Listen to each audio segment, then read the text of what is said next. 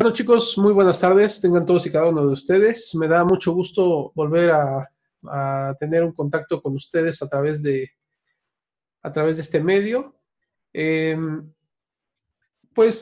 como ustedes recordarán, después de antes de nuestras vacaciones, nos quedamos con el método teórico de adaptación de lentes de contacto rígidos. Habíamos hablado que regresando de estas vacaciones íbamos a hablar acerca del método clínico para la adaptación de lentes de contacto, un método que es necesario realizar, este método que incorpora también parte del método científico. Nosotros lo conoceríamos como en el método científico como experimentación. Y la experimentación debe de tener algunas reglas. En primer lugar, debe ser repetible y, bueno, debe de llenar el criterio clínico del examinador, en este caso de nosotros. Entonces, para la realización del método clínico, que también se conoce como evaluación por pruebas, vamos a necesitar una serie de requisitos, y para esos requisitos necesitamos seleccionar unas dimensiones en función a los métodos estadísticos que ya habíamos empleado anteriormente. Con esas pruebas que nosotros vamos a requerir, disminuimos la posibilidad de error al seleccionar un lente matemáticamente hablando. Por esa razón es que iniciamos el método clínico ya previo con una selección de un lente de contacto de prueba. Por lo tanto, cuando nosotros ya elegimos las dimensiones que tiene ese lente de contacto, pues lo que queremos evaluar con el método clínico es verificar cómo se comportan esas dimensiones en el ojo de nuestro paciente. Se oye muy bonito el método, pero realmente en la ciencia este método se conoce como prueba de ensayo y error. Es decir, tenemos que colocar un lente de contacto y tenemos que evaluar si este lente funciona de manera adecuada o no. Cuando tuvimos la última sesión antes de vacaciones, quedamos que íbamos a retomar el curso con el método clínico para la adaptación de lentes de contacto rígidos.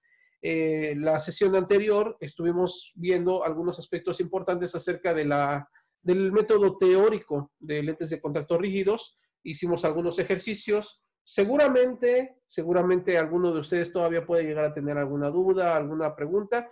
No se preocupen demasiado, lo único que tienen que repasar es la sesión, y si tienen alguna duda específica, la podemos resolver, y si tienen alguna duda en la parte que es práctica, esa es la parte que vamos a estar recapitulando en la primera, segunda y tercera semana de clases en junio, a partir de junio, que estábamos regresando a la escuela únicamente para poder ver algunos aspectos prácticos. Y la idea allí va a ser que podamos hacer prácticamente las adaptaciones de lentes de contacto, ¿de acuerdo? Bueno, vamos a partir entonces con la idea del día de hoy. La sesión tiene el objetivo de conocer el método clínico para la adaptación de lentes de contacto rígidos. El método de adaptación clínico, si nosotros lo trasladamos o lo traducimos al método científico, lo vamos a entender como la parte o el proceso de experimentación. El proceso de experimentación o la selección por pruebas implica la selección de un parámetro, probarlo y aquí, mediante la experimentación clínica, determinar si es un lente viable o no es un lente viable para los propósitos que nosotros estamos buscando. Si ustedes recuerdan, el semestre pasado la materia que ustedes llevaban se llamaba lentes de contacto, nada más así. Y en esa materia ustedes aprendieron muchísimas cosas de los lentes de contacto, aprendieron la historia, aprendieron el origen de los materiales, aprendieron la manipulación de los lentes, aprendieron a cómo desinfectarlos, cómo limpiarlos, cómo almacenarlos, aprendieron a lavarse las manos, etcétera, etcétera. O sea, vieron todos los aspectos, pero cuando entramos a la parte de adaptación, si nosotros vamos al diccionario y vemos literal la definición de adaptación, significa que colocar algo o hacer algo para que ese algo funcione bien en algo, ¿de acuerdo? Aquí lo que nosotros estamos haciendo es elegir una serie de parámetros para lograr que funcione bien un lente en algo. ¿Y qué es lo que significa que funcione bien? El hecho de que funcione bien significa que la persona tenga que ver bien, tenga que sentirse bien y tenga que no tener ningún tipo de alteración, porque también recordemos que hay alteraciones que no necesariamente causan síntomas. Es ver bien, sentirse bien y mantener una buena fisiología corneal o una buena fisiología ocular.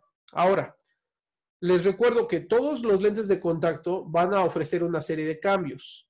Y lo que nosotros vamos a hacer en el proceso de experimentación o la valoración por pruebas es verificar mediante el ensayo y error o mediante el sistema de acierto y error que el lente de contacto sea el adecuado.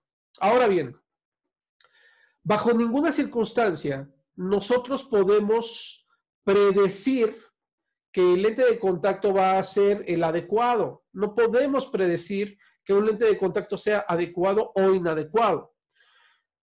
Todo lente que nosotros hayamos pensado que es el adecuado, necesitamos valorarlo subsecuentemente. Eso significa que tanto el paciente como el profesional deben de estar perfectamente claros en que vamos a necesitar una serie de visitas de seguimiento. Y de hecho, una de las clases que vamos a tener más adelante va a hablar acerca del esquema de seguimiento, un esquema de seguimiento que tenemos que darle a todos nuestros pacientes para poder garantizar de manera clara que estamos teniendo un éxito en la adaptación de lentes de contacto. En la actualidad, muchos profesionales omiten estos pasos, es decir, hay una gran cantidad de optometristas que adaptan lentes de contacto, pero que ya se olvidan de darle el seguimiento. Eso es muy delicado porque no podríamos hablar de una tasa de éxito. Si nosotros simplemente ponemos un lente de contacto, lo estamos simplemente poniendo, pero no lo estamos adaptando. Y adaptar significa que nos estamos asegurando de que eso funcione bien. Es muy común realizar cambios durante la etapa de seguimiento. Cambios que pueden ir desde algo muy sencillo, muy simple, hasta, por ejemplo, dar una indicación. Por ejemplo, podríamos modificar horarios de uso, podríamos modificar el implementar un lubricante ocular, podríamos modificar incluso el sistema de mantenimiento, pero necesitaríamos hacer algunos cambios un poquito más fuertes en función a los hallazgos que tengamos. Por ejemplo, podríamos llegar a modificar diseño del lente de contacto, podríamos llegar a modificar curvatura del lente de contacto, podríamos llegar a modificar material del lente de contacto o incluso podríamos llegar a hacer una combinación de todas esas modificaciones. Y ninguno de nosotros somos capaces de predecir esto. Bien. Una vez que tenemos claro estos conceptos, amigos, debemos de tener también claro que para poder lograr una serie de pruebas clínicas necesitamos una serie de equipamientos y una serie de materiales. En el caso de los materiales, cobra mucha importancia la utilización de una caja de prueba. La caja de prueba es un instrumento que ustedes deben de elegir de manera muy profesional, puesto que el laboratorio que les haga la caja de prueba deberá ser, en la medida de lo posible, el mismo laboratorio que les surta los lentes en el futuro. Esto se vuelve algo lógico, pero no siempre es algo práctico. Es decir, es muy común también encontrarse a optometristas que tienen la caja de prueba de un laboratorio y mandan a hacer el lente de contacto a otro laboratorio. Esto es para darles un ejemplo de la vida cotidiana. Imagínense que ustedes se miden un tenis de la marca Nike. Se lo prueban, pero el número que les queda preciso, ustedes piden el mismo número a la marca Reebok. ¿Creen ustedes que tenga las mismas características, las mismas dimensiones, las mismas especificaciones? Pueden contestarme ya sea por micrófono o a través del chat. ¿Creen ustedes que tendrán las mismas características o el mismo comportamiento o el mismo desempeño? No, no. Definitivamente no. Por lo tanto, si yo me voy a dedicar a vender tenis de la marca Reebok, pues yo debo de tener un stock de prueba de la marca Reebok. Lo mismo sucede con los lentes de contacto. Si yo voy a eh, adaptar lentes Patito SA de CB, bueno, pues lo ideal es tener una caja de pruebas del laboratorio Patito SA de CB.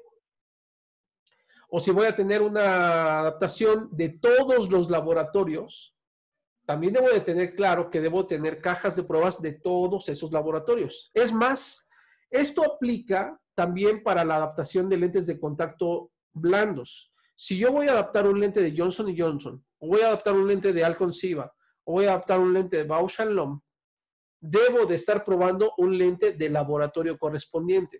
¿Por qué? Porque el comportamiento de un lente de contacto no es igual. Recordemos que cada laboratorio tiene su propio grosor, tiene su propio material, tiene su propia curva base, tiene su propio diámetro y por lo tanto el comportamiento de ese lente bajo ninguna circunstancia se va a manejar igual en una marca que en otra. Espero que esto quede suficientemente claro. Por esa razón es importante contar con una caja de prueba. Y aquí viene una primera recomendación. Manejar una caja de prueba de manera profesional implica también invertir en un buen material.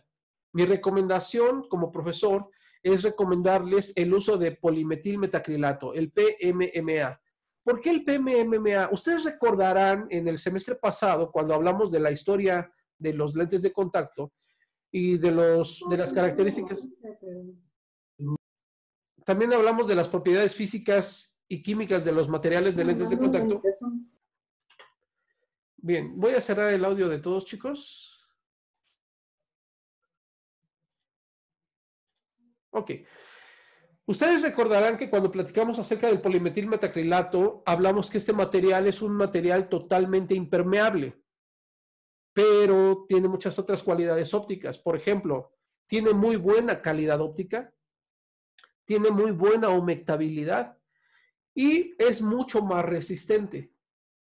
Por lo tanto, dado que el lente de contacto de prueba no va a pasar un número importante de horas sobre la córnea, solamente va a pasar algunos minutos mientras hacemos nosotros las pruebas. Por lo tanto, no hay una afección importante en el impacto de aporte de oxígeno durante la etapa de prueba. Ahora, probamos polimetilmetacrilato, pero prescribimos RGP. ¿Se entiende la diferencia? En el caso del polimetilmetacrilato, tenemos muchas ventajas, sobre todo tolerancia inicial. ¿Ustedes recuerdan la primera vez que se pusieron un lente de contacto rígido? ¿Lo recuerdan, chicos?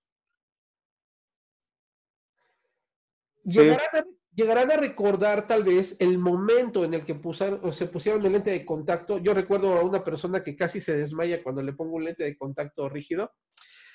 Es posible que la sensación que pueda llegar a tener el paciente en ese momento no sea la ideal. Déjenme leer un comentario, pero el paciente no va a sentir la diferencia. Bueno, no, sí hay una diferencia. Ahorita les platico esa diferencia. Sí se siente, ¿eh? Cuando nosotros probamos un lente de contacto PMMA, la humectabilidad es mayor. ¿Qué significa que la humectabilidad sea mayor? ¿Qué beneficio creen ustedes que tenga un paciente con un lente que tiene una humectabilidad mayor? ¿Qué se imaginan que tenga eso de beneficio, amigos? Los leo, ¿eh? ¿Será más cómodo? Muy bien. O sea, el grado de tolerancia va a ser mucho mayor. ¿De acuerdo? Ustedes me preguntarán, bueno, ¿y esto qué beneficio tiene? Pues mucho, porque en una etapa inicial no queremos a un paciente que tenga un grado de incomodidad tal que tanto el lagrimeo no nos permita hacer las pruebas. ¿De acuerdo? Necesitamos que haya un grado de tolerancia, necesitamos que haya un grado de aceptación del material para que el paciente poco a poco se vaya acostumbrando a esa sensación. Ahora, déjenme decirles una cosa. En la mayoría de ustedes, cuando nosotros hicimos las pruebas de colocación del lente de contacto, se habrán dado cuenta que al colocar el lente de contacto la sensación era mucha, Pero ¿qué pasaba con algún tiempo después de haber usado el lente de contacto, chicos? ¿Qué pasaba, por ejemplo, si los dejábamos unos 10 o 15 minutos? ¿Qué pasó con algunos de ustedes? Ya generábamos una tolerancia. Exactamente. ¿Por qué se genera más tolerancia? Hay un fenómeno conocido como la adaptación a una acción mecánica constante y persistente. Una acción mecánica constante y persistente significa que vamos a obtener una adaptación a esa característica. Bueno, chicos, seguramente ya les apareció por ahí un mensajito que nos quedan 10 minutos. Igual les recuerdo que si se corta la comunicación, lo único que tenemos que hacer es volver a entrar a la misma liga, ¿de acuerdo? No va a pasar nada, simplemente salimos y hacemos un refresh y entramos otra vez. Sí, adelante. Ok. Bueno, entonces, les comento, una acción mecánica constante genera una adaptación. Les pongo este ejemplo también de la vida cotidiana. Si ustedes conocieran a una persona que se dedica a la música, por ejemplo, una persona que toque el bajo o la guitarra, posiblemente hay alguno de aquí que toca la guitarra. Estoy viendo, por ejemplo, que nuestro compañero Tona, no sé, estoy viendo que tiene el nombre de Tona. ¿Quién es Tona? Tona. O Tonatiu. Tonatiu. Tonatiu, ¿usted toca la batería? Tonatiu, ¿puede abrir su micrófono? O a ver. Sí, sí, profe. Sí toca la batería. Sí. Yo aquí tengo una. Para que Sí, lo había visto. ya vi que Sol me está diciendo que me ponga a tocar. Un día los voy a aturdir. No, no es cierto. Si usted Tonatiu, dígame una cosa. ¿Cuánto tiempo lleva practicando la batería? Desde niño, más o menos. Como unos 10 años. 10 años. Como unos 10 años. Muy bien, muy bien. ¿Y qué género de música toca? Pues más rock. Rock. Ok. Dígame una cosa, Tonatiu. Cuando usted comenzó a tocar la batería, ¿las baquetas le lastimaban alguna parte de la mano o nunca experimentó dolor? No, sí, tengo un montón de callos. Pero, ok, eso de los callos ocurrió después, ¿no? Ajá. Porque, ¿qué pasó antes de los callos? ¿No le Pues salieron ampollas? ¿Nunca le sangró nada? sí, molestias, me sangraba o así de repente. Exacto, pero ¿qué pasó con su cuerpo? Su cuerpo se adaptó a esa acción mecánica constante. ¿Qué quiere decir que es esto? Que la madera con la que está hecha la baqueta provocaba fricción dentro de su piel y esa piel sufrió un daño, ¿cierto? Sí. Pero esa misma piel, al tener un daño constante, fue regenerándose, pero no solamente fue regenerándose, sino que el nivel de reestructuración de la piel en ese lapso tenía un grado de protección, es decir, la piel se fue engrosando, se fueron generando células o capas celulares más gruesas, lo que conocemos como callo, y eso llegó a ocasionar que usted ahora tenga callos y cuando toca, pues a lo mejor puede llegar a tener molestias si toca muchas horas, pero si toca 1 o 2 horas, es posible que ya no tenga la misma molestia que tenía al inicio, ¿cierto o no? Sí, no, ya no. Y no es que Ya yo sea divino, ¿verdad? Sino que esto ya está científicamente comprobado. La acción mecánica constante genera una adaptación.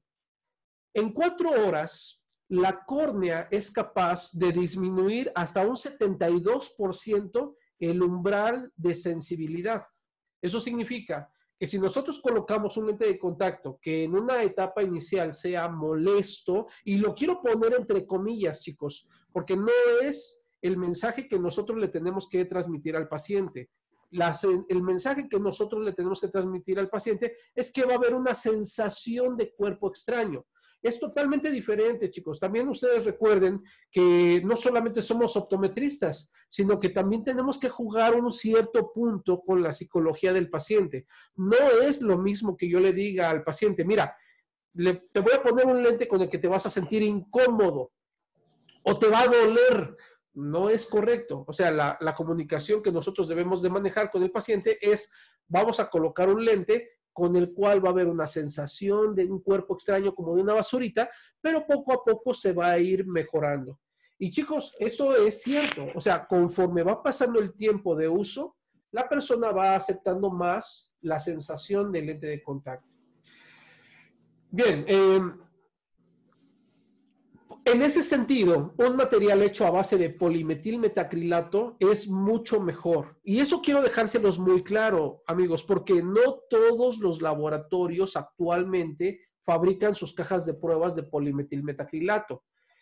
Muchos laboratorios manejan cajas de prueba en RGP.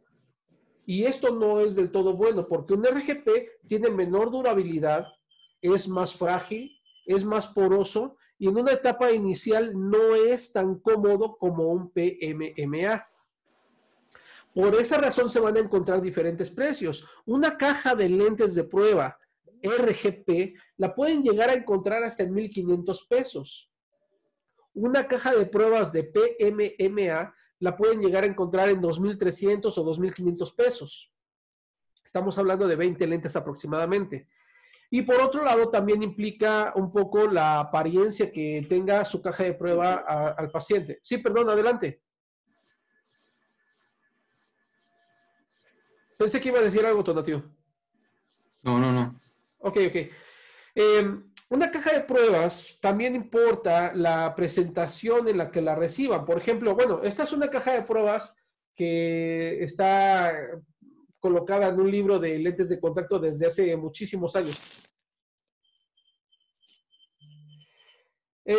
Diana, mire, por el momento podríamos usar RGP, la realidad es que no hay problema. ¿Usted ya tiene su caja de pruebas?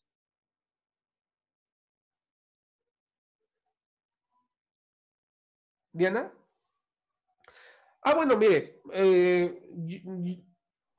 la caja de pruebas de RGP le cuesta 1,500 pesos.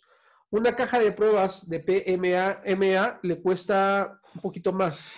Mi recomendación es, si no es mucha la diferencia, porque estamos hablando de más o menos 1,000 pesos o 500 pesos en algunos casos, mi recomendación es que adquiera una caja de PMMA.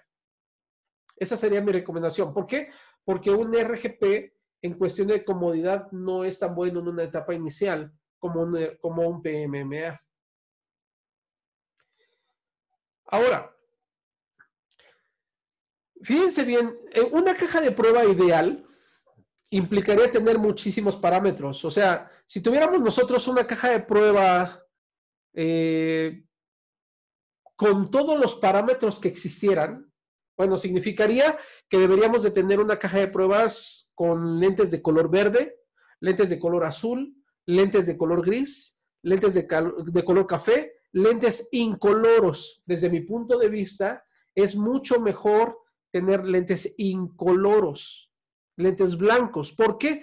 Porque si nosotros tuviéramos un muestrario de tintes, que normalmente se debe de tener en una óptica, los tintes empleados para el tinte de visibilidad se pueden prescribir en función a dos cosas. Número uno, en función a la tolerancia del paciente. Y número dos, en función al grado de absorción de longitudes de onda específica.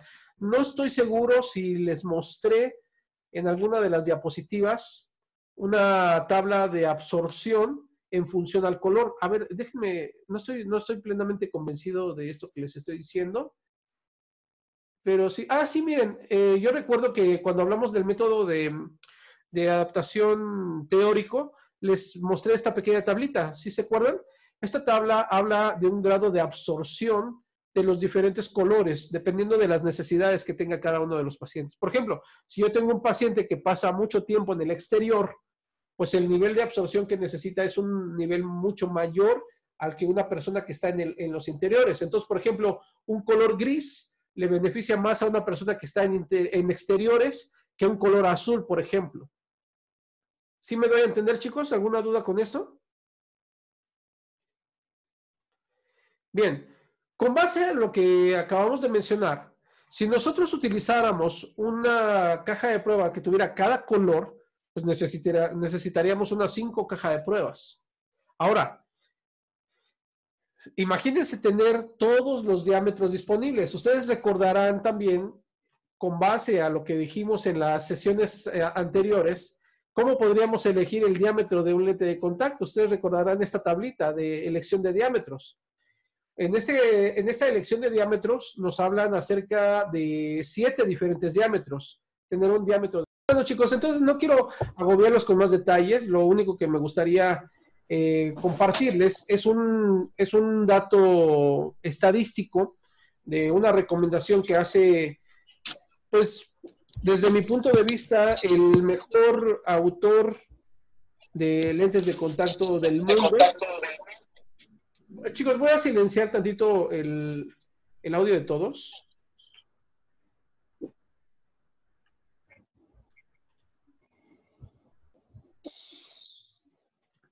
Esta caja de pruebas que está aquí es una de las cajas de pruebas más utilizadas en los Estados Unidos.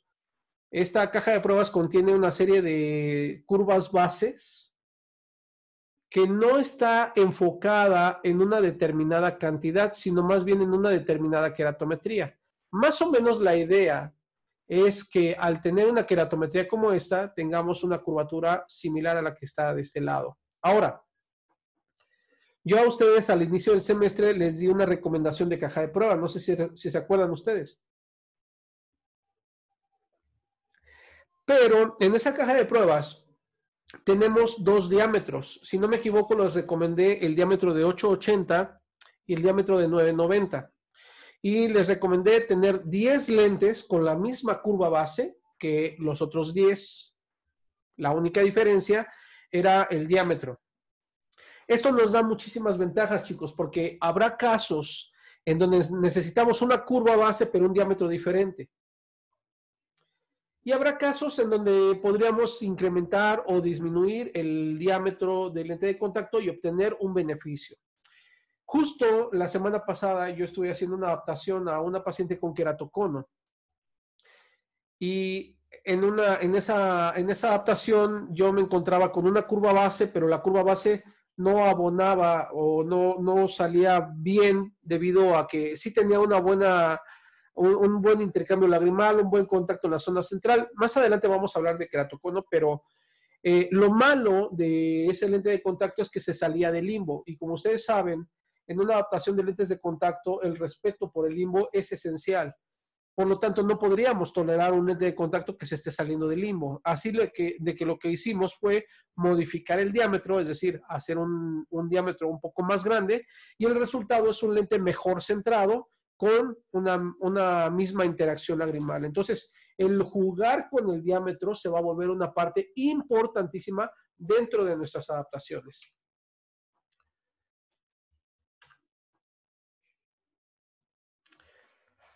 ¿Qué cosa les voy a pedir que revisemos? Una vez que ya ustedes seleccionaron un lente de contacto que vamos a probar en un paciente, por ejemplo, ya tenemos un diámetro, ya tenemos una curva base, ya tenemos todas las características que implica el probar el lente de contacto, les voy a pedir que lo pongan el lente de contacto. Y una vez que ya hayan colocado el lente de contacto, bueno, no vamos a evaluar inicialmente. ¿Por qué? Porque recuerden ustedes que la primera respuesta al colocar un lente de contacto, sobre todo en nuevos usuarios, va a ser una sensación de cuerpo extraño. ¿Y qué pasa cuando hay una sensación de cuerpo extraño? Pues evidentemente va a haber lagrimeo, va a haber molestia. Por favor, tengan esto claro. La primera indicación que yo le debo de dar a mi paciente una vez que le acabo de colocar los lentes de contacto, ¿alguien recuerda cuál es? ¿Alguien me puede recordar qué indicación le voy a dar? ¿Los escucho o los leo? Ver a las rodillas. Ok, Uriel, más o menos. Mirar hacia abajo, sí. Muy bien, ok. Mantener la mirada a la parte inferior. No es la posición más cómoda, pero sí es la menos incómoda. ¿De acuerdo? Vamos a pedirle al paciente que dirija su mirada hacia abajo aproximadamente unos 5 minutos. Después de esos 5 minutos, si ustedes se dan cuenta, vamos haciendo las cosas por etapas. Es decir, estamos colocando un material de alta humectabilidad. Claro, chicos, por favor, espero que no vayamos a cometer algún error en cuestión de colocar un lente olvidándonos de las reglas importantes de higiene y seguridad. Entendamos, yo estoy dando por hecho de que ustedes ya saben que para manipular el lente ustedes se deben de lavar perfectamente las manos, el lente de contacto debe de estar limpio y desinfectado, debe de estar bien lubricado, bien humectado, y una vez que lo van a colocar, verifican a contraluz que el lente está perfectamente limpio, tan limpio como si se lo fueran a poner al ser más querido del mundo. ¿De acuerdo? No para que se lo pongan ustedes, no. Le van a poner ustedes el lente de contacto al ser más querido del mundo. Hagan de cuenta que le van a poner el lente de contacto a su mami o a su papá o no sé, a quien ustedes quieran. Si la persona que más quieren ustedes en el mundo es su perrito, pues hagan de cuenta que lo van a poner en las condiciones para esa persona, para esa criatura. ¿De acuerdo? Pero lo tienen que poner perfecto. Manos limpias, lente limpio. Si hacemos esto, el lente no tiene por qué doler, no tiene por qué arder y sí se va a sentir. Claro que también debemos de considerar que el lente está bien fabricado. Si el lente está bien pulido, si tiene los bordes redondeados, ese lente se va a sentir, pero debe de ser tolerable. ¿De acuerdo? Una vez que ya pasaron esos 5 minutos, vamos a verificar la posición y la estabilidad. A ver, chicos, voy a ponerles 3 pequeños ejemplos. Hagan de cuenta que esto que estoy dibujando en color azul son 3 diferentes córneas, ¿de acuerdo? No me quedan igualitas, pues porque no soy perfecto, pero ustedes hagan de cuenta que son igualitas.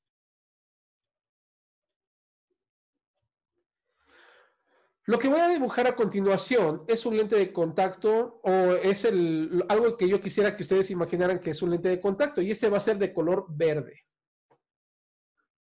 Déjenme ver la pantalla que estoy dibujando. Les voy a pedir por favor que me digan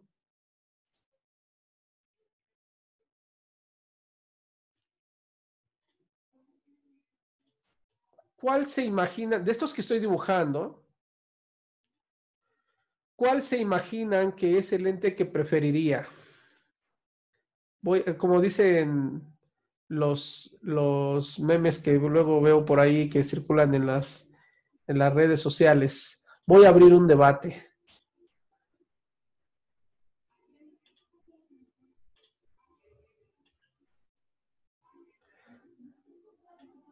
Bien, les voy a hacer 2 preguntas. Y déjenme poner aquí mi chat. Primer pregunta. ¿Cuál de estos 3 lentes? Espérenme, les pongo opciones. Les pongo opciones. Opción A. Opción B. Opción C. Así voy a hacer mis exámenes ahora, ¿verdad? Va a estar bien padre. A ver, chicos, ¿cuál de estos 3 lentes está centrado?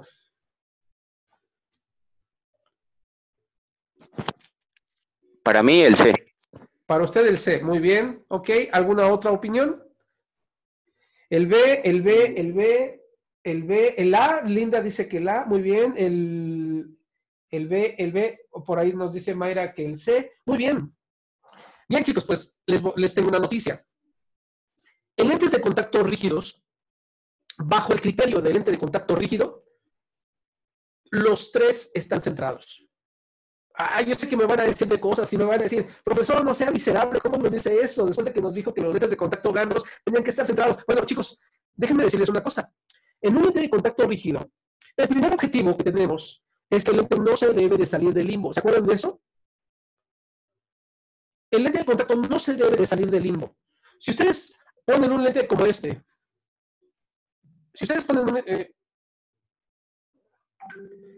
A ver. Oigan, chicos, ¿me escuchan bien? ¿Me escuchan bien? Es que tengo un símbolo en mi micrófono. Caray. Esperen tantito. Se escucha feo.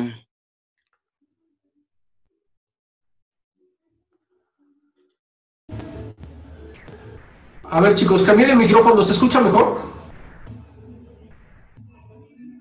Sí, Ok.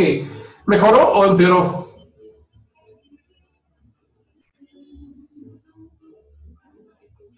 Ok, perfecto. A ver, chicos, yo sé que perfectamente que les había mencionado que el lente de contacto se debe de mantener lo más centrado posible, que las dimensiones deben de ser adecuadas. Sin embargo, la primera regla que tenemos en un lente de contacto rígido es respetar al limbo. ¿Se acuerdan de eso? ¿Lo tenemos claro? Eso fue lo primero. Lo primero era respetar al limbo. Una vez que respetamos al limbo, tenemos que verificar la posición. Claro, los tres están centrados, pero pongan mucha atención. El primero de ellos, el inciso A, o la opción A, lo tenemos centrado en posición superior. Si pueden, por favor, hagan una anotación de esa sería la posición, porque también ustedes tienen que reportar. Ahora, quiero dejarles bien claro lo siguiente. Si no nos queda ninguna opción más que las que tenemos allí, la opción A y B son las opciones adecuadas. La opción C nunca es la opción adecuada, aunque el ente esté respetando al limbo, ¿de acuerdo?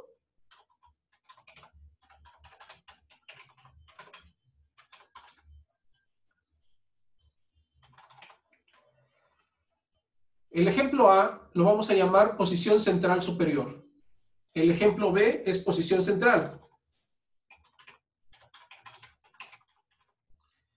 Y el ejemplo C es una posición central inferior.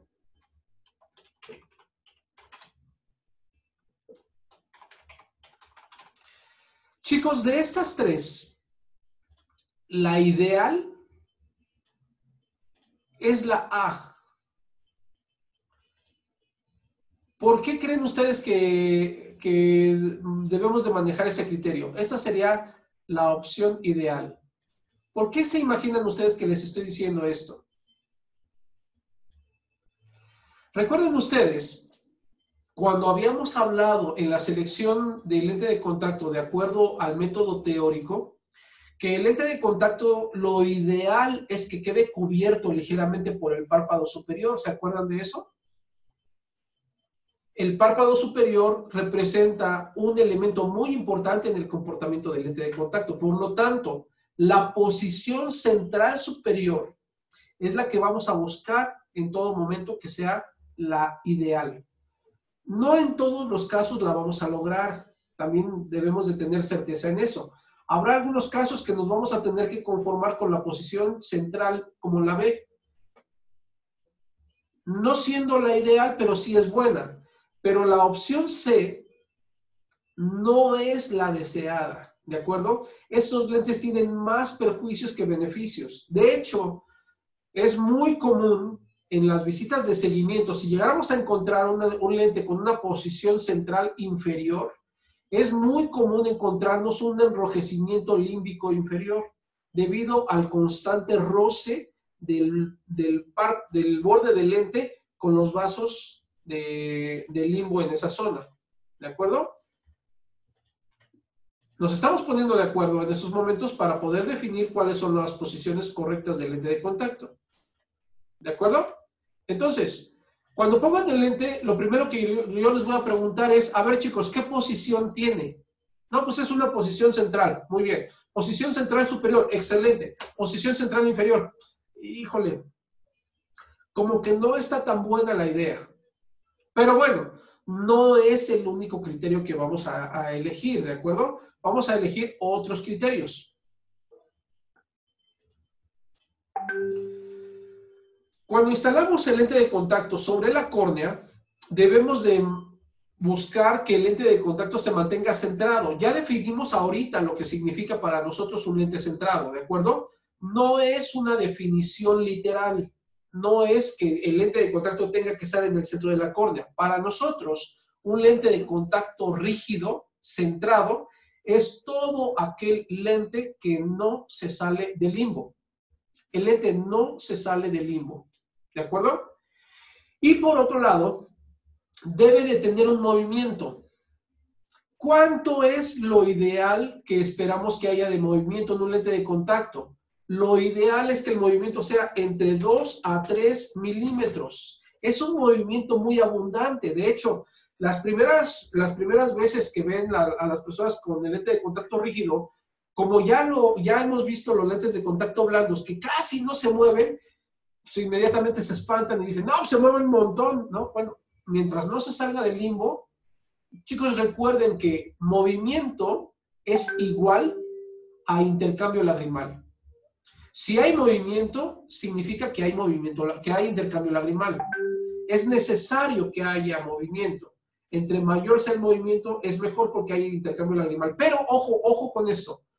Si hay demasiado movimiento, entre mayor movimiento haya, el confort va a disminuir. Por lo tanto, como todas las cosas del mundo, debemos de tratar de mantener un equilibrio.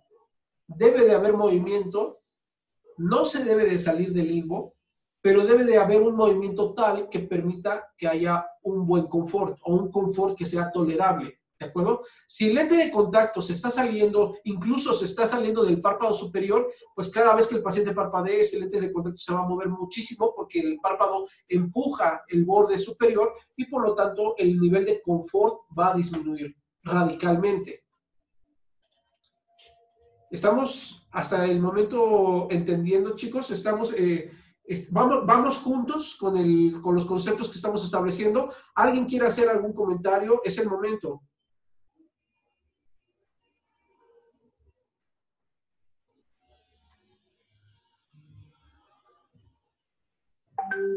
Bueno, como dicen en mi pueblo, el que calla otorga, ¿eh? Todo bien, muy bien.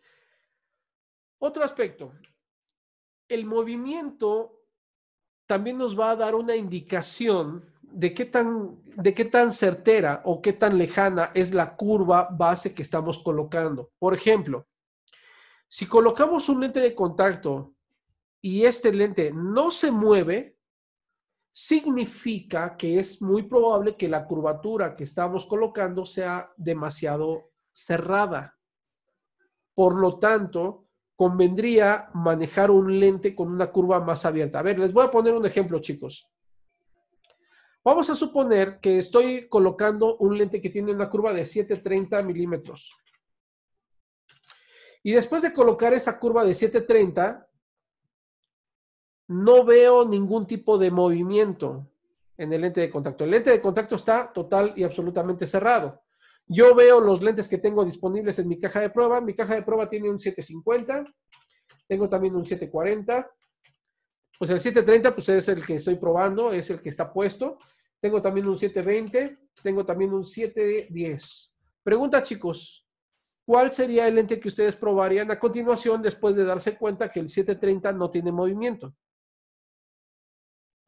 Según lo que hemos visto aquí. El 720, Uriel. ¿Por qué el 720? Diana nos dice que 740, José que el 740, Sol nos dice que 740.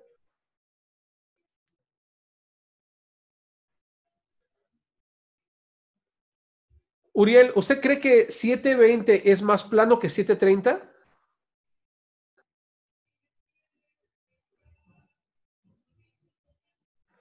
Vamos a ver, chicos, díganme por favor cuál es la queratometría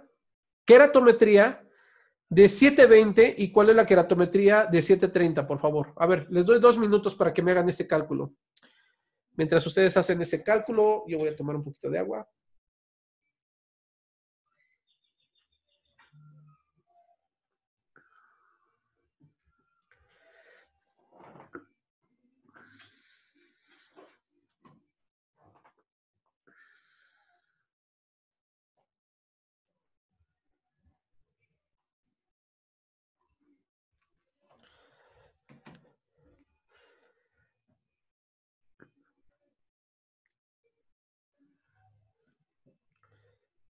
Bien, ¿alguien ya me tiene la queratometría de 720 y de 730?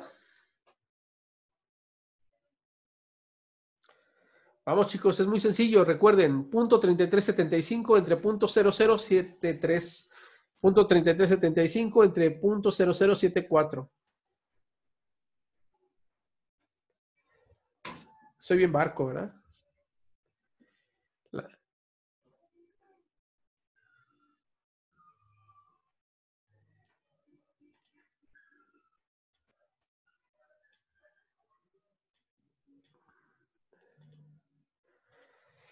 Bien, la curva, la queratometría de 740 sería 4680. De acuerdo a lo que nos dice Carolina. 4680. Y de acuerdo a...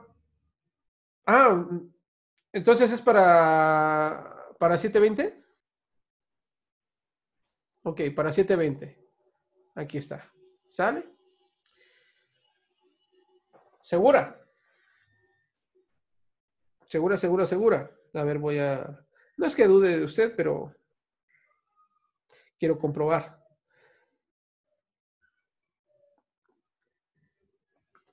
4687, ¿no?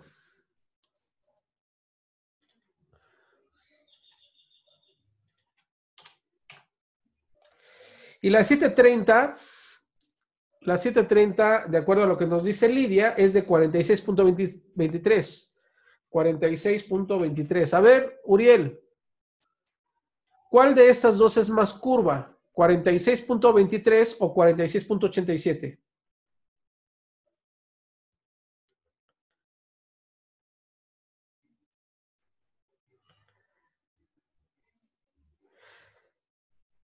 Exacto. Entonces, si 46.23 es más curva, y usted mismo ya sacó que 740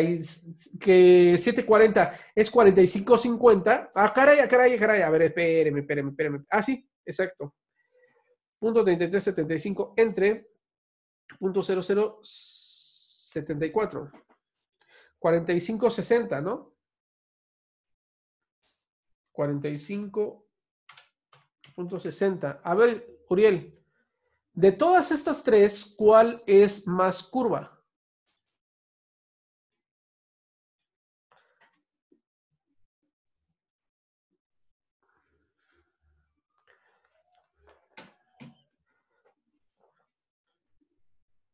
¿45.60 es más curva que 46.87?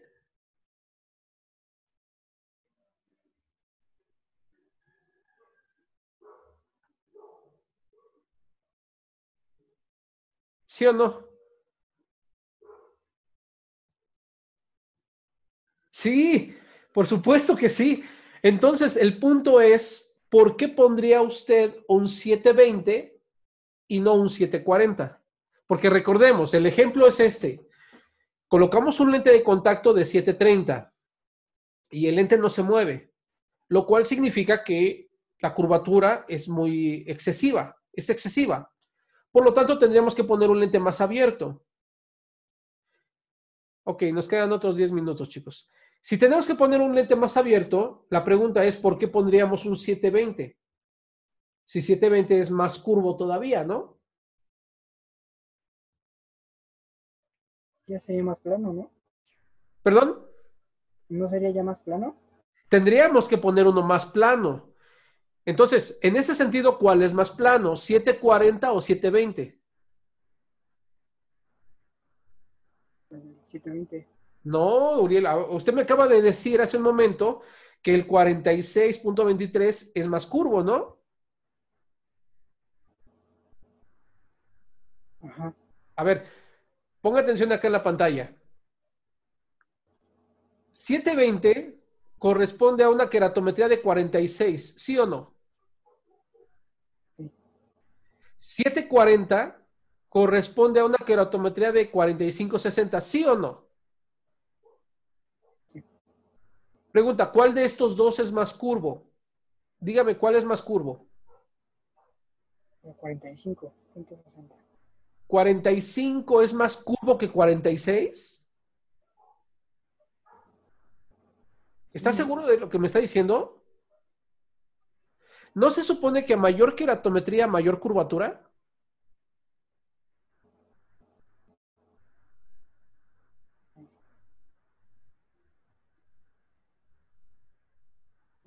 Es que me estaba confundiendo. ¿Sí o no? Entonces, ¿cuál es el lente que tendríamos que poner en un caso donde sea más, donde sea necesario disminuir la curvatura? Tenemos que buscar un lente cuyo radio de curvatura sea más grande, ¿sí o no? Ok. Por lo tanto, tendríamos que poner un 740. Si ponemos el 730 y el lente no se mueve, sospechamos que este lente tiene demasiada curvatura, por lo tanto vamos a poner un lente más plano. Y un lente más plano sería una opción, el 740. ¿De acuerdo, Uriel? Sí. Seguro, seguro. Esto que, chicos, eh, a lo mejor ustedes pueden pensar que me veo bien mala onda exponiendo a Uriel, pero déjenme decirles una cosa.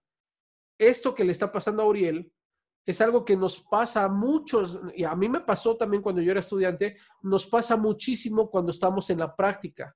Colocamos un lente con otra curvatura pensando que estamos aplanando y en realidad no, estamos encurvando. Entonces, necesitamos tener, lo hago con mucho respeto, Uriel, y lo hago en primer lugar porque lo conozco y porque sé que es una persona muy, muy abierta y no se está molestando de lo que acabamos de interactuar en estos momentos. Espero que no me tome como que lo estoy exhibiendo, porque no es así. Al contrario, No, pero no. con su ejemplo estoy tratando de aclarar esto, porque eso que está pasando en estos momentos pasa muchísimo en la clínica, ¿de acuerdo? Cuando nosotros queremos aplanar un lente, lo que tenemos que hacer es incrementar el radio de curvatura. Por favor, apúntenlo, chicos. Si queremos aplanar un lente de contacto, tenemos que incrementar el radio de curvatura. Y viceversa, si nosotros queremos encurvar un lente de contacto, vamos a tener que restar o disminuir el radio de curvatura. ¿De acuerdo? Así pues, chicos, tenemos que, si nosotros queremos, tenemos un lente que no se mueve, podríamos pensar que es un lente que tiene demasiada curvatura y hay que aplanarlo. Viceversa, si tuviéramos un lente que se mueve demasiado, incluso que se está saliendo del limbo, es probable que ese lente sea un lente muy plano. Y lo que tendríamos que hacer sería disminuir el radio de curvatura para hacerlo más curvo.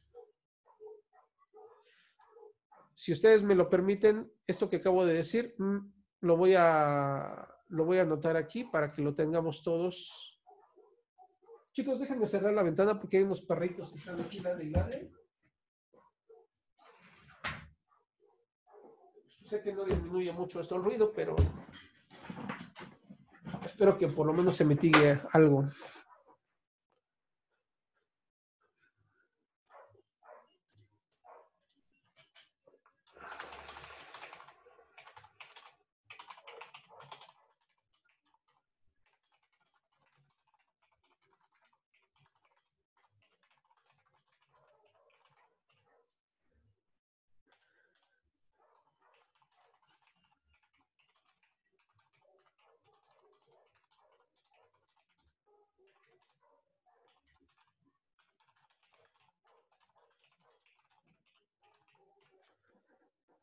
¿De acuerdo, chicos? ¿Están escritos ahí los conceptos? Por favor, traten de anotarlos en algún punto. Díganme cuando ya los anoten para cambiar a la diapositiva, o bueno, para pasar el siguiente texto. Me quedan 4 minutos de sesión. Ahorita igual si se cierra, les mando una nueva liga, ¿de acuerdo? No se vayan a espantar. Maestra, hasta el momento algo que quiera usted aportar, algo que quiera mencionar. No, maestro, de hecho, justamente quería hacer la observación de lo que dijo de la relación entre queratometría y radio de curvatura, pero ya se los dijo, entonces, pues nosotros sabemos que es algo que siempre pasa, ¿no? Entonces, ya con lo que mencionó me parece bien. Muchas gracias, maestra. Bien, chicos, voy a quitar estos textos que puse para que no interfieran en el resto de la diapositiva.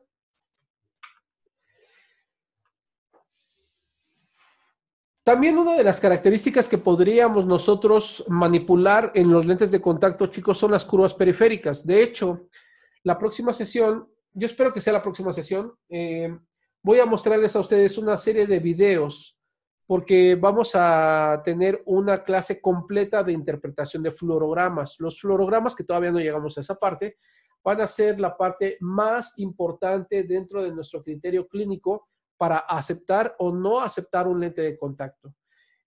Por lo tanto, sí tenemos que desarrollar una capacidad de observación muy importante y necesitamos esa capacidad de observación apoyarla con el biomicroscopio dentro de nuestras adaptaciones.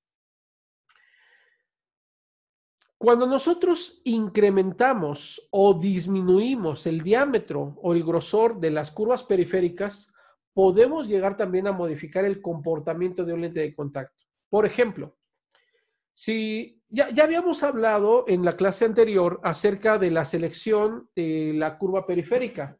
Habíamos establecido que lo ideal es establecer o solicitarle al laboratorio una curvatura periférica intermedia, algo más o menos cercano al punto 3, al punto 4 milímetros. ¿Por qué?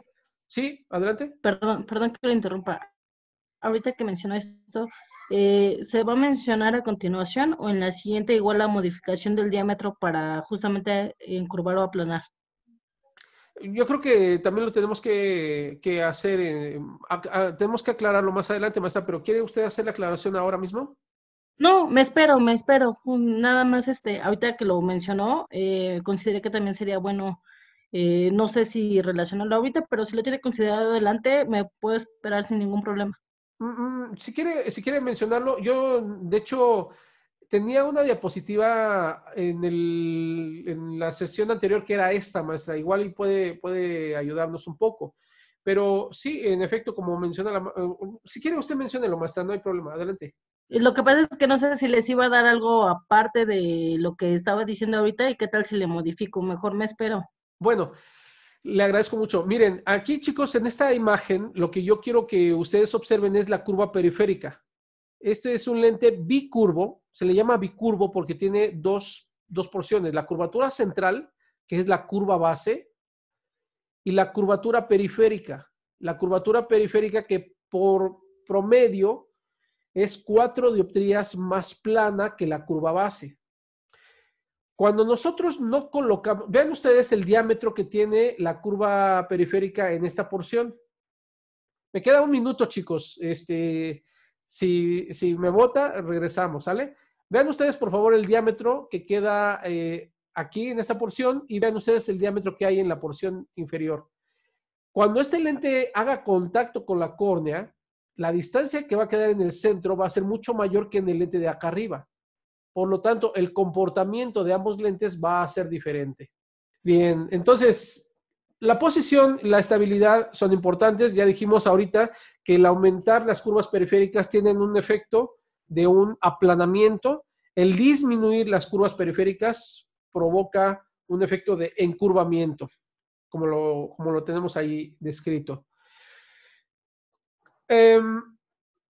Una de las características que debemos de considerar al momento de hacer una adaptación del lente de contacto, chicos, es la curva periférica generalmente debe de tener una separación con respecto a la curvatura de la córnea.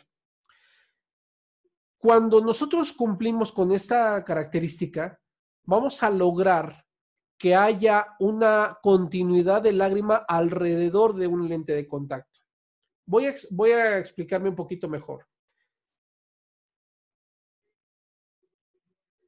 Déjenme buscar un archivo que quiero compartir con ustedes.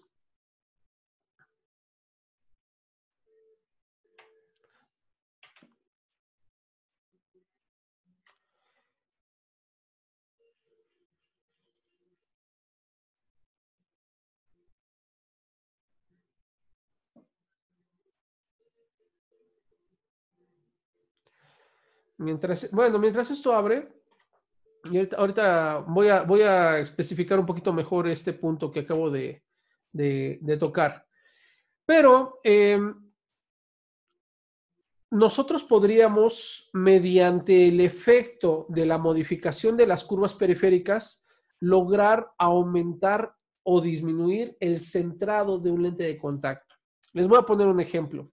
¿Se acuerdan de lo que mencionábamos hace un momento? Si tuviéramos un lente, por ejemplo, en una posición central inferior, ¿se acuerdan de eso? Dijimos que tal vez ese lente no sería un lente ideal, pero si a ese lente nosotros le aumentáramos el diámetro, la sujeción de ese lente sería mayor y por lo tanto la tendencia de ese lente de contacto podría ser colocarse de manera central. Es decir, lograríamos que al aumentar el tamaño del lente de contacto, aparte de que se va a comportar como un lente más curvo, se centraría mejor. En cambio, si nosotros disminuimos el tamaño del lente de contacto, aparte de que vamos a lograr que ese lente se comporte como un lente más plano, también el nivel de descentración va a ser mayor. Eso significa que el lente de contacto puede llegar a salirse de una posición central superior o central y puede dirigirse hacia una posición inferior. Es decir, si tuviéramos un lente central superior y disminuimos el diámetro, podríamos lograr que ese lente se quede en una posición central. Espero haberme dado a entender. Si estaba central superior, se va a una posición central. Y si el lente estaba central y disminuimos el diámetro total, el lente se puede ir hacia una posición central inferior. ¿De acuerdo? Bien, déjenme ver si ya tengo visibilidad en el archivo que les quería mostrar.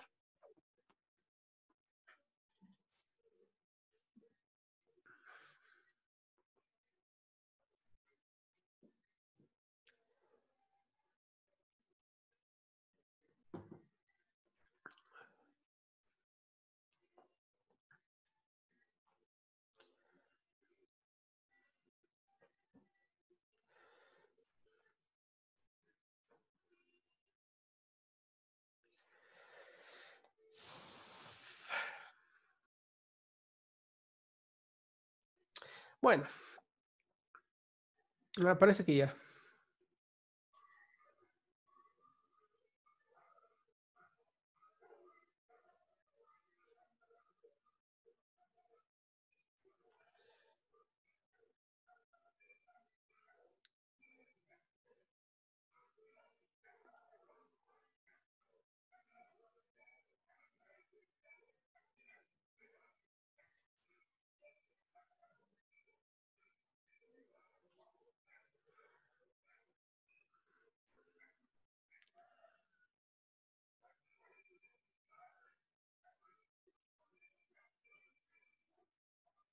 Perdón, no me he olvidado de que estoy en clase. Lo que pasa es que estoy buscando el elemento que quiero mostrarles.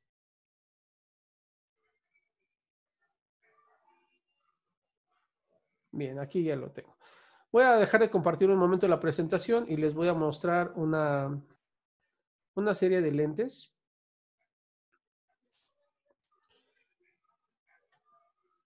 Déjenme revisar aquí mi monitor. Bueno, a ustedes aquí observan una serie de lentes, de diferentes lentes. Yo quiero que observen, voy a colocar mi mouse sobre el lente inferior central. ¿Lo pueden observar? ¿Dónde está el mouse? Quiero que me hagan una pequeña comparación entre el contorno de este lente que estoy señalando justo ahora con el que está exactamente en la parte superior y que estoy señalando ahora. Díganme, por favor, ¿en cuál de estos dos lentes es más grueso el color verde del borde? ¿En el inferior o en el superior? Inferior. En el inferior. El grosor del lente inferior es mayor al superior. Ahora, por favor, háganme una comparación entre el que acabo de señalar en la parte superior, que estoy señalando justo ahora, y el que está a la derecha. ¿Qué notan de diferente en cuestión al grosor? ¿Cuál es mayor en grosor? ¿El que está a la izquierda, que estoy señalando ahora, o el que está a la derecha, que estoy señalando De la ahora? derecha, ¿no? El de la derecha, evidentemente, es un grosor mucho menor, ¿de acuerdo? Este grosor va a tener una implicación importantísima en el desempeño de los lentes. A mayor grosor, significa que va a poder haber mayor entrada de lágrima.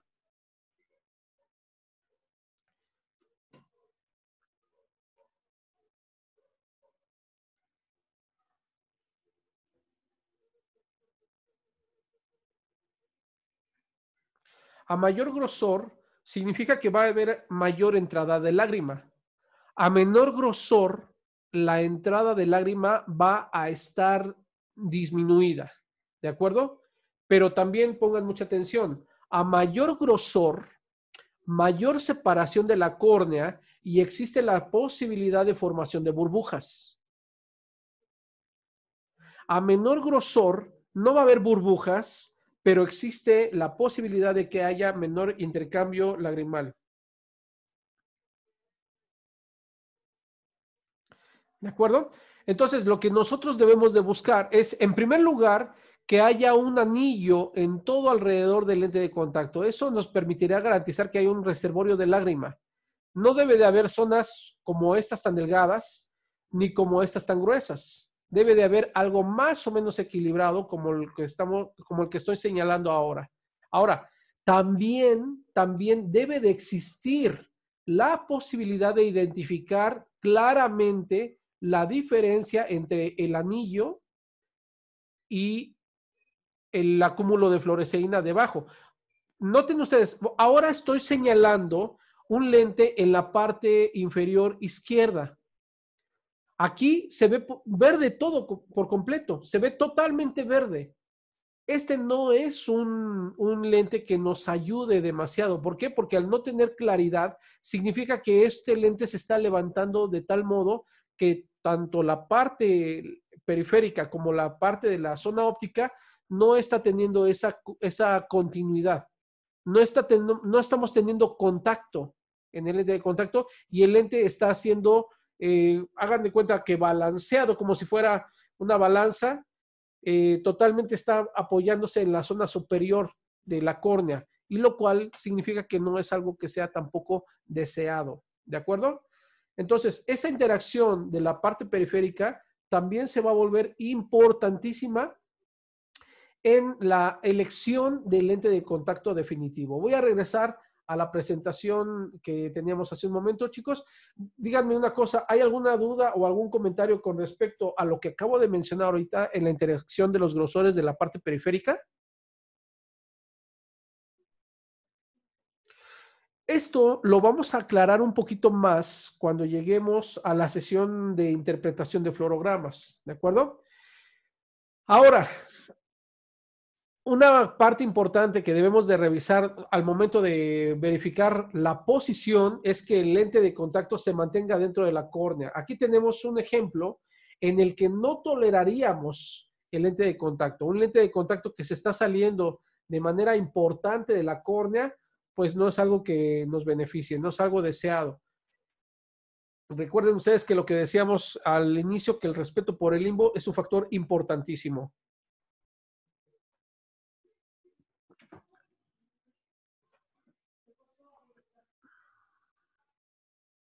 Chicos, creo que se me congeló mi pantalla. ¿Me escuchan? Sí, maestro, se escucha bien. Ok, pero ¿saben una cosa? No puedo mover mi mouse. Espérenme tantito. Creo que ya, a ver. No.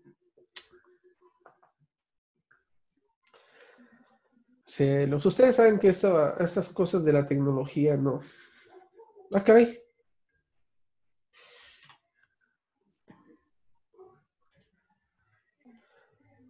Espérenme tantito, se me cerró mi presentación de PowerPoint. Se Sí. ve la imagen de los fluorogramas. Bueno, ya, dejó de compartir pantalla, ¿no? Sí, es que se me cerró mi presentación. Espérenme Sí, no, tantito. nada más para decirle qué es lo que se está viendo. Ajá, sí. No, de hecho tengo aquí un monitor. Cuando Ok. ustedes, yo estoy usando mi tableta y pues yo estoy abriendo en otras Ah, para ver lo que... como referencia, está bien. Entonces, por esas razones que ustedes me ven doble, me ven así como anfitrión y ven a otro individuo que se llama igual que yo, pero es porque yo Participante. tengo otra sesión abierta precisamente para monitorear lo que ustedes están viendo. De hecho, ahorita estoy viendo que mi conexión es un poco inestable, ¿cierto?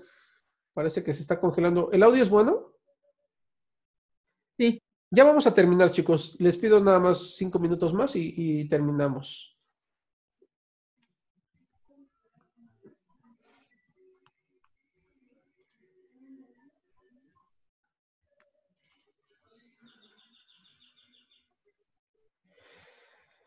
Bien, a ver, según yo, todavía no, pero ya se debe estar compartiendo la pantalla.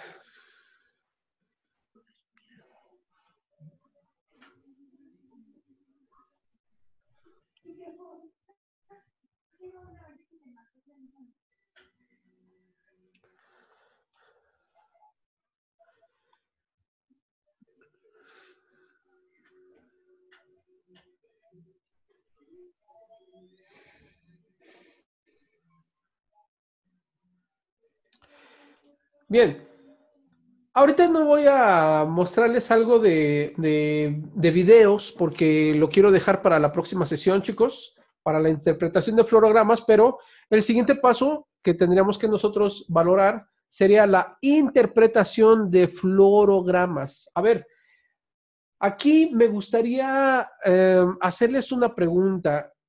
A lo mejor ustedes alguna vez han visto, ya sea de manera presencial o a través de postales o a través de fotografías, el mar. Y seguramente se han dado cuenta que cuanto más oscuro es el mar, significa que hay mayor profundidad. Entre más claridad haya en el mar, significa que hay menos profundidad. Algo muy similar es lo que nosotros debemos de evaluar en un fluorograma. En un fluorograma, cuando nosotros instilamos fluoresceína, la fluoresceína lo que va a hacer es teñir la lágrima del paciente. Cuando nosotros vemos un color verde muy intenso, significa que el grosor de la película lagrimal es importante. Y cuando vemos el color más oscuro, eso significa que está perdiendo coloración verde y se está acercando al color negro. El color negro total significa la ausencia de lágrima en esa zona. Por lo tanto, el color verde intenso nos significa mucha cantidad de lágrima. El color negro nos significa menor cantidad de lágrima. Oh, ya se me salió otra vez. Cielos. Bueno, lo voy a dejar mientras está así, porque no lo puedo proyectar más. Cuando nosotros estimulamos a la fluoresceína con luz azul cobalto o con luz negra, que es rica en radiación ultravioleta, lo que estamos provocando es la excitación de la molécula de fluoresceína y provoca una emisión de una longitud de onda de los 535 nanómetros. Eso significa que es un color verde limón. Lo que nosotros hacemos al momento de ver la fluoresceína es ver ese color verde. Para que no nos estorbe el azul que nosotros estamos proyectando, conviene utilizar un filtro amarillo como el que les estoy mostrando en estos momentos en la pantalla. Ese es un filtro llamado amarillo Wattern o también llamado amarillo Kodak del número 12 y sirve para poder absorber la longitud de onda azul y solamente pueda pasar la longitud de onda verde. Maestro, no se ve el filtro que les quiere enseñar. Lo estaba mostrando en el video. Ok. Si alguien me puede visualizar en el video, aquí yo lo estoy mostrando justo ahora. Perdón. No, al contrario. Disculpe, ya.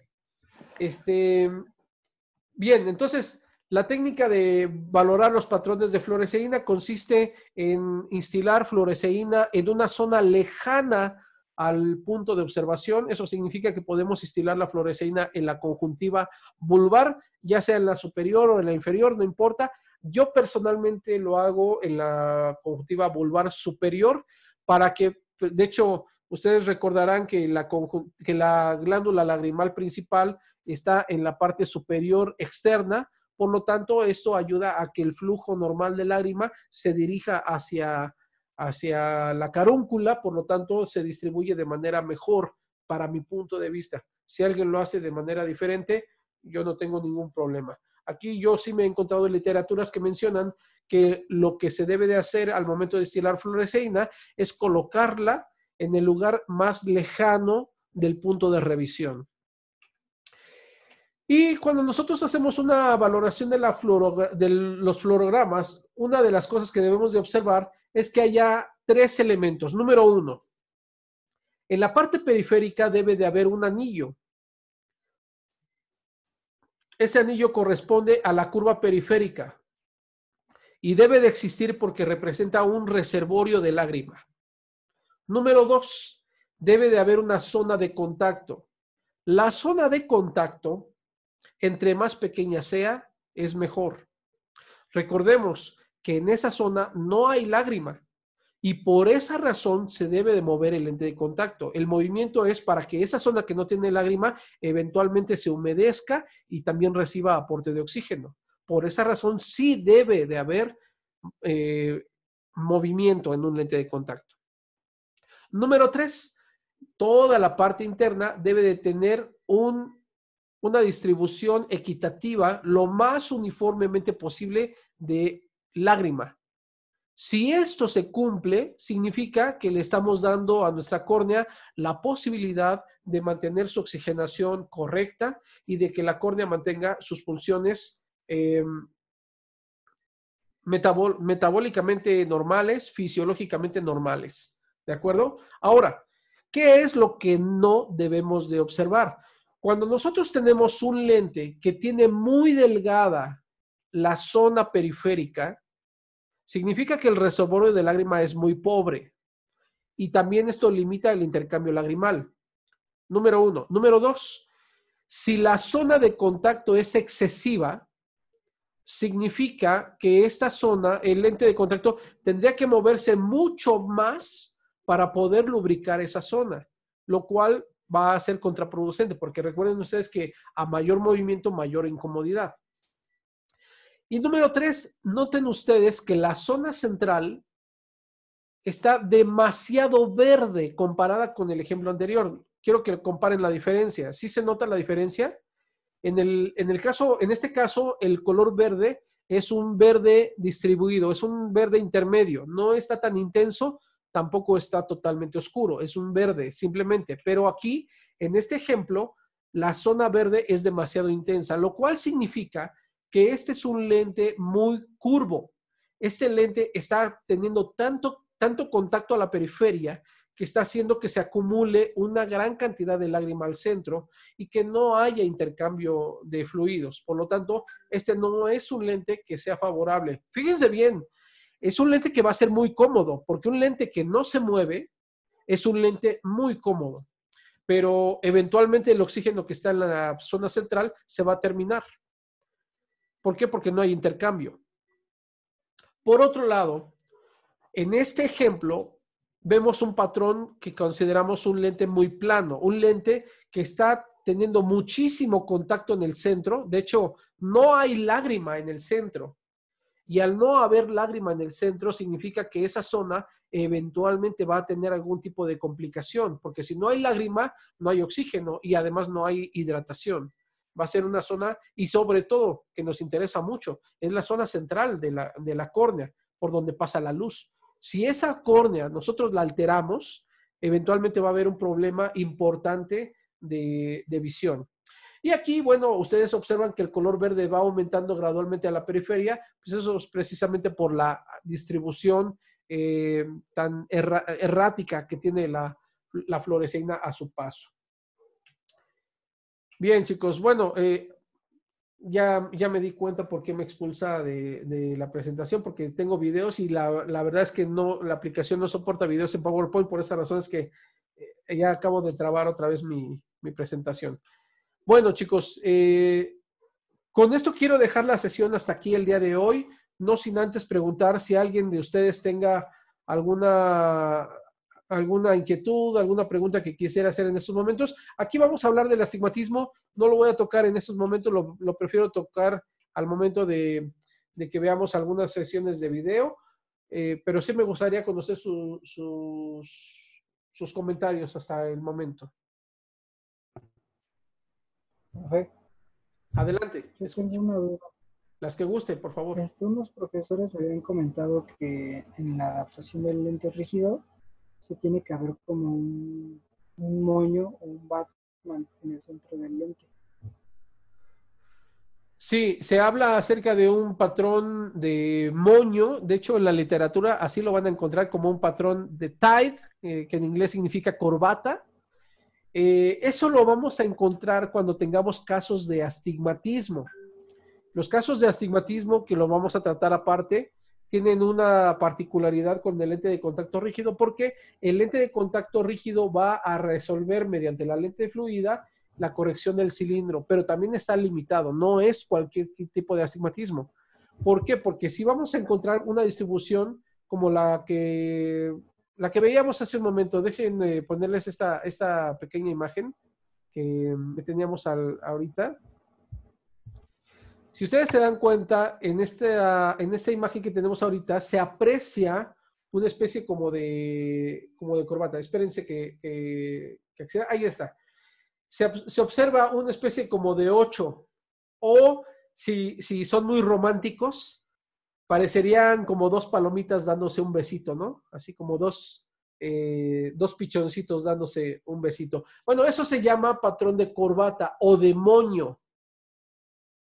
Esto es lo que nosotros vamos a buscar en una adaptación astigmática, lo que mencionaba hace un momento su compañero. Es lo que vamos a tratar de identificar. En efecto, lo vamos a ver en la sesión próxima. Muchas gracias por el comentario. ¿Algún otro comentario? ¿Alguna otra duda? Abro debate.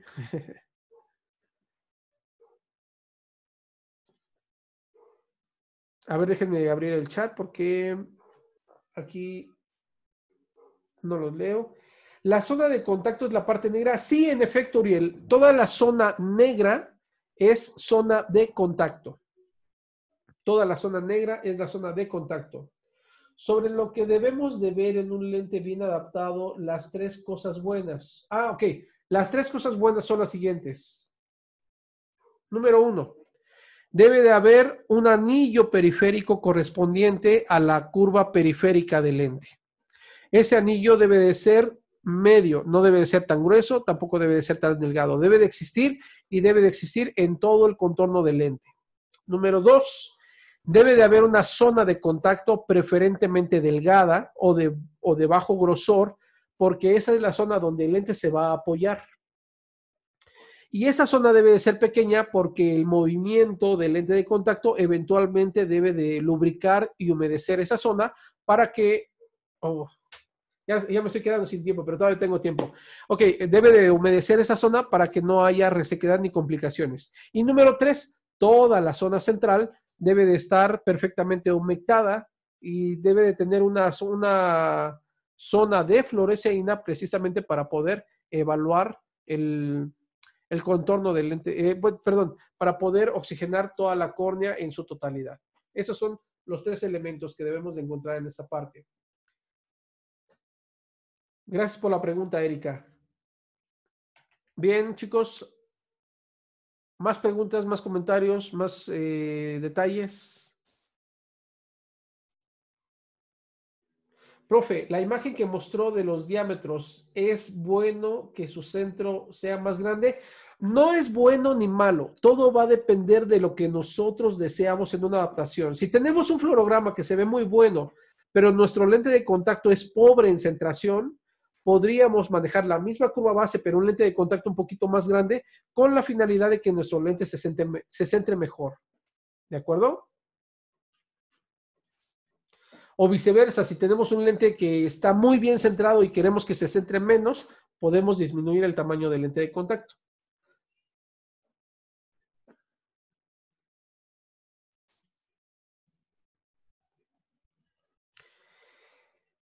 Bien, chicos, pues yo voy a dejar la sesión hasta aquí el día de hoy. Les agradezco infinitamente el tiempo que me han dedicado. Nos vemos, por favor, el próximo jueves. Y bueno, pues cualquier duda o cualquier pregunta, independientemente de que tengamos o no sesión, me la pueden mandar a través del grupo de WhatsApp. Con todo gusto estamos para servirles. Por favor, pasen una excelente noche. Quédense en casa.